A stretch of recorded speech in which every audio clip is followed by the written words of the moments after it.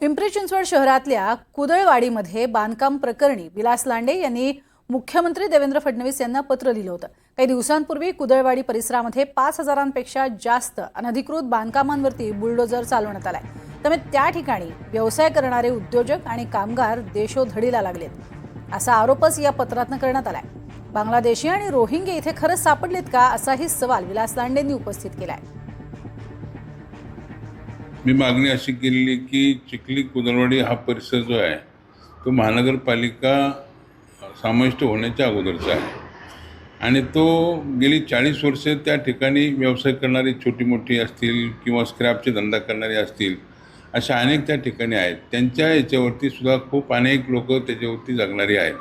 अशी आमची बहुजन समाजाची जी आहेत ती त्या ठिकाणी ती काम करणारी लोक आज देशोधडीला लागलेली आहेत। त्यांची अडचण काय झाली की रोजचा जो चालू धंदा आहे तो अचानक बंद झाला। त्यामुळे ह्या लोकांनी जायचं कुणं आता, न्याय मागायचं कोणाकडं।